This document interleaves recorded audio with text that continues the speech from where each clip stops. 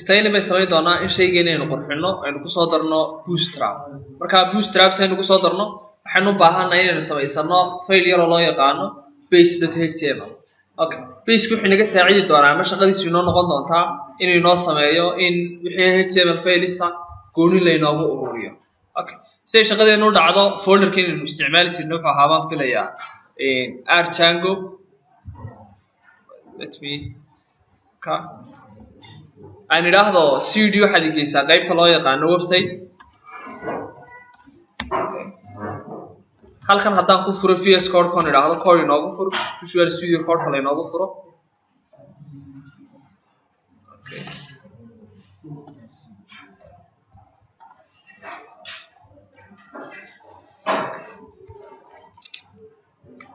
VS Code keena la inoogu furo projectkeenu sidan uu ka koobnaan jiray this is our project wuxuu ka koobnaa khaanad la yiraahdo news wuxuu ka koobnaa sidoo kale khaanada static la yiraahdo sidoo kale wuxuu ka koobnaa kan la yiraahdo website soo sabahay static waxay noo geli jiray wixii images ama wixii sawirraa ay noogu geli jiray gudihiisa mar hadday sidan tahay hadda waxaan samaysan doonaa halkan sare ee meeshan la siman folderada ayaan folder kale ka abuuranaya folderkaygan waxaan ula bixi doonaa templates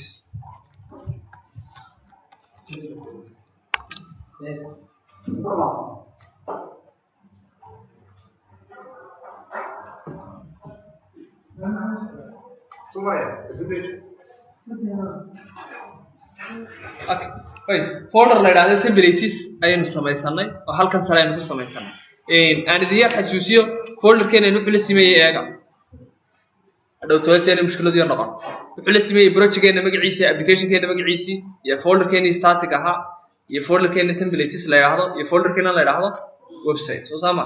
okay wait mar hadduu folderkaygu kan la sameeyay templateska gudihiisa waxaan ka samaysan doonaa hal file oo html waxaan u wada bixi doonaa in la yiraahdo base.html sidoo gurigu uga bilaabmo foundationka ama base-ka ayaa projectkeena wuxuu ka bilaabmi doonaa base-keena okay wait filekeena maadaama html yahay waxaan ku qoran doonaa html code marka html5 haddaan isticmaalo snippets-kan wuxuu noo qorayaa html code-keena Soma okay mar haddii html code-keena inoo qoray waxaan leenahay waxaan u baahanahay halkan sare bodiga gudihiisa waxaan ku qoran jiray wixii code soo saamahay hadda laakiin shaxdeena waxaan u guuri doonaa waxaan samaysan doonaa wax loo yaqaano block content block content wax kale ma aha xog kasta waxa la inoogu xiri doonaa inay block yahaato qayb kasta code-keena soo baxaysa block gooni inoo noqon doonta block-guna sida caadiga ah waa qayb dhismo xidhan soo ma okay marka block baynu samaysan doonaa block-geena waxaan oran doonaa halkan waxa noo sameeyay sidoo kale nd block block hadii loo sameeyay block-ayga hana loo xidho bayn leenahay block content baan samaysanay kadibna waxaan leenahay block-ayga hana loo xidho nd block hana loo sameeyo okay wait markii hore si code-keenu soo akhrino index.html buu inooga iman jiray soo saamahay okay wait xogteeni inooga iman jirtay haddaan halkan ka yaran gareeyo intaanan ka bixin py manage.py aan idhaahno serverka noo soo toosi wuu noo soo toosay halkan haddaan idhaahdo localhost 8000 okay localhost 8000 okay wuxuu soo saaray course-ka magaciisii sawirkiisii description-kiisa qaybta ka tirsanaa iyo description-kiisii content-kiisa soo saamahay mar hadday halkan tahay halkan ugu sareeyo maxay noo hayaa halkan maxay nooga soo baxay document Soma okay waxa halkan inooga soo baxay title html ku ahaan jiray wala xasuusaa Soma taageero title la yiraahdo waxaynu ku qoranaa halkan sare ay inooga soo bixi jiray okay wait kan maadaama indexkeenu yahay indexkeenu waxa ku jiro order waxaan ka saari doonaa ilaa bodiga inta u sareysa soo markaysan hr kaliya ka bilaab wala arkay Soma okay wait sidoo kale taagagan html ka dhamaaday iyagana iga saar baan la yeeshaa it is hadda waxay tahay waa plain code Django kaliya marka laga tago h1 tan iyo waxyaabaha inoogu qoran laakiin code kan oo dhan waa html waa Django code baan jeedaa soo ma okay maadaama Django yahay waxaan leenahay halka waxaad samaysaa waxaan furan doonaa braceskeenii waxaan odhan doonaa wixii aan soo samaysanay maxaa la odhan jiray labada buri dhexdiisa ku samaysanay block content soma okay halka waxaan odhan doonaa bloggeygii koobaad ii samee okay block content okay halkan dambana waxaan odhan doonaa bloggeygii ii xidh oo si blogga loo xidho waxaanu nidhaahnaa end block content end bay leena waxa dhamaysaa bloggeygii wixii noogu jiray xogtiisii halkan noogu xidh block content bay soo furanay kadibna waxaan nidhi end waxaad samaysaa block content-iga xogtii noogu jirtay iyadana sheekh noo xidh aynu save garaysano okay waxa jiri jiray inheritance waxa la yiraahdo in soo dhigo numka Soma see laba file isku dhaxlaan waxa loo baahan yahay in ay isdhaxli karayaan okay marka filekeena base-ki wuxuu noo hayaa HTML code-keeni soo sama okay kan kalena wuxuu noo hayaa code-keeni Python ka hamadi jaangadaha soo sama okay marka waxaan doonayaa maadaama wuxuu interface HTML ka soo dhex baxo in HTML ka iyo Python ay isdhaxli karayaan say isku dhaxlaan keena base-ka balaan ku noqdo halkan aan idhaahdo qoraal yar ay noo raaciyo ah from base tusaalaha maadaama qoraalkani base-ka inooga imanayo from base bay leedahay okay ay noo save gareeyo indexkeena geli doonaa halkan sare blogga ka sareysa ay tagi doonaa waxaan oran doonaa waxaad samaysaa laba module furan doonaa kadibna waxaan oran doonaa si wuxuu dhaxlo waxa la isticmaalaa extends soo samahay file-kan wuxuu noo dhaxlayaa bay leenahay file-ka loo yaqaano base.html taas oo extends-kana waxa uu sheegaysaa in file-kan kale soo dhaxlayo save bay leenahay aynu save gareysano okay hal mid baan xasuusan doonaa settingskeena hadday tagno website-keena gudihiisa ay galno file-keena settingska hadday galno halkan sare waxay noogu jiri jiray file yar oo la yiraahdo diris hadii la xasuusto file diris la yiraahdo ayay noo jiri jiray dirisku wax kale ma ahayn baan directory buu ahaan jiray folderada la inoo sameeyay ayayna weydiin jiray soo saama folderka soo sameeyay markii dibad maxaynu bixinay template soo ma hadda taas folderkayga la yiraahdo templates ii diiwaan geli baan leeyahay wala diiwaan geliyay hadda hadii aynu niraahno aan iska xirno waxaan extensionskan okay code-keena haddaan halkan imaado oo niraahdo refresh samee halkan hadda maxaa ugu sarreyn jiray document soma hadda wixii ka dambeeya waxaan rabaa in la yiraahdo from base xogta halkee ka soo gaaraysa hadda xogta halkee naga soo gaaraysa from base macnaheedu marka waxay sheegaysaa in labadeeni code inoo kala baxsan yihiin oo midna wuxuu yahay Django midna wuxuu yahay kaliya HTML file soo sama oo haddaynu kan eegno indexkeenu kaliya waa bahalkii waa Django base-keen haddaynu eegnana waa HTML file soo sama ahayd okay right shaqadani markay iga xigto shaqada ku xigtaan qabanaya waxay tahay in aan sameeyo bootstrap iyo inaan isku soo xidho HTML file soo sama ahayd CSS maxaa lagu xidhi jiray marka la doonayo HTML ka in lagu soo xidho link good kadibna href ku qaadan jiray Soma halkan labadan calaamadood baan ka sanayaa markasta aan doonayo in Django xiriir aan la sameeyo okay right halkeenan haddaynu xasuusano folderskeena aan diyaar xasuusiyo aan ka yar baxo waxaan haystay folder la yiraahdo static wala xasuustaa Soma folderkeena xasuusanaa Soma static maxay noogu jiray image Soma okay right waxaan tagi doonaa computerkeena folder bootstrap aan doonan doonaa kadibna kaasaan ku koobiyeysan way diiwaan gashan tahay halkan ay iga download gareysan tahay bootstrap taan soo tagi doonaa bootstrap sideedaba waxay ka koobnayd laba file oo ah file CSS iyo file aha JavaScript soo sameeyeen okay labadan file baan oran doonaa ay koobiyay mar hadii la koobiyay folderkayga baan dhex geli doonaa folderkeenu Django aha website baan gudihiisa sii geli static folderka la yiraahdo gudihiisa geli doonaa waxay noogu diyaarsan haddaynu arkayno folder la yiraahdo images halkan aan oran doonaa ku pass gareen it was easy folder CSS iyo folder la yiraahdo JS ayaan haystaa Soma taas mar haddaan intaan haysto waxaan leeyahay waxaad igeysaa code-kaygii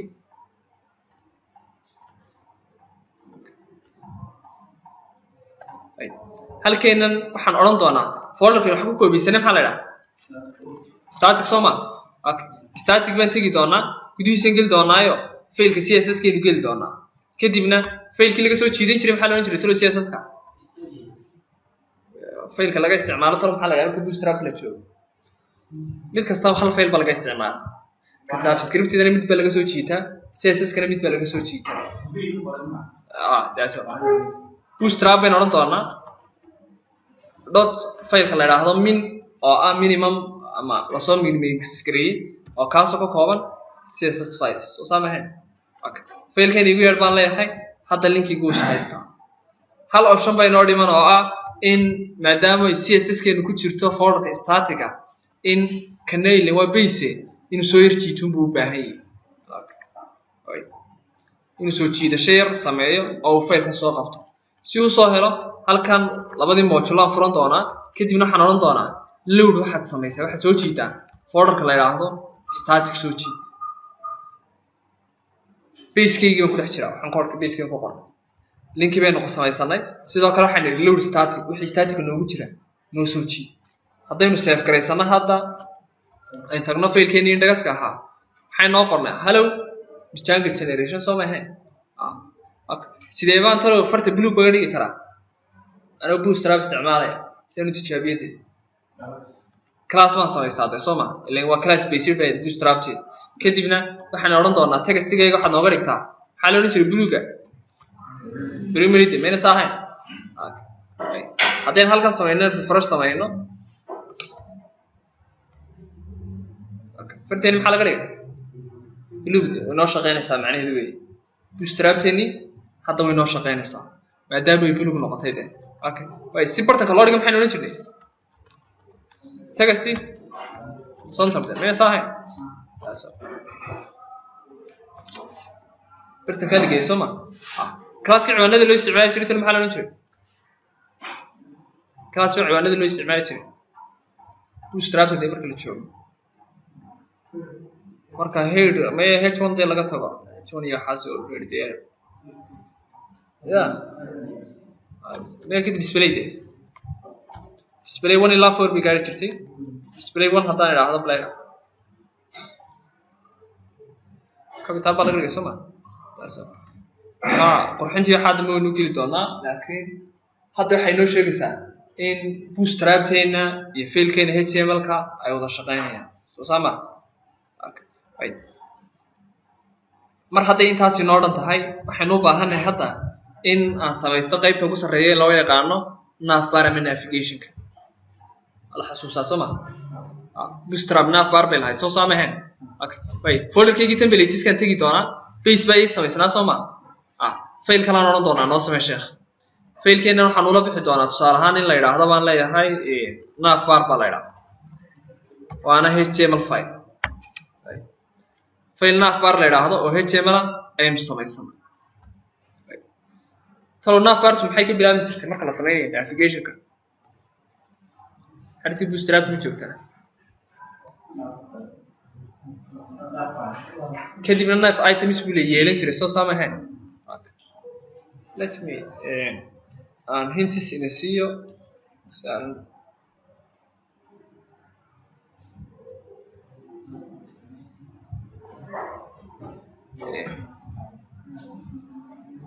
okay hints here by scene okay qolada bootstrap iskale hadda taqaanaan halkan aad la kala xiriira soo saamahayn marka 5 baan isticmaalayaa maadaama 5 isticmaalay bootstrap 5 baan oran okay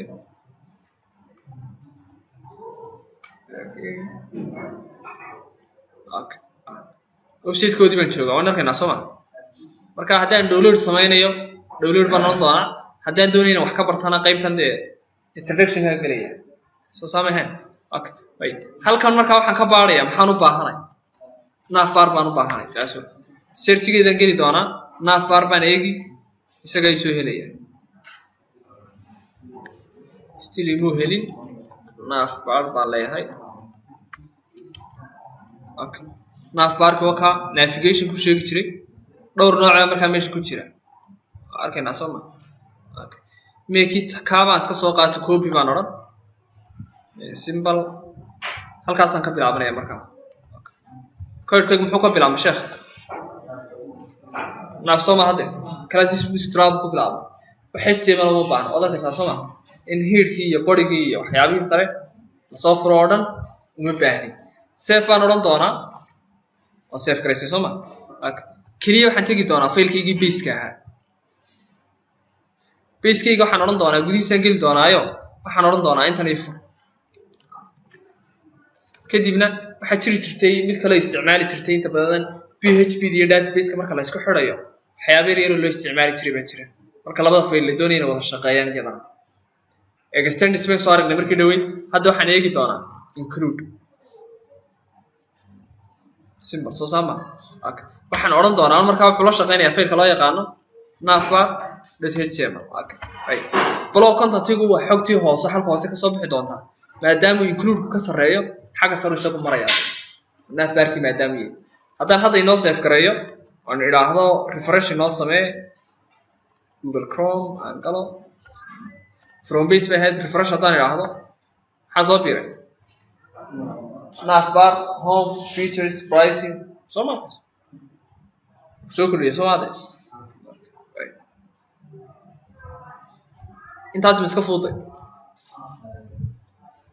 cilmi fuuday saas bootstrap bay soo jeeday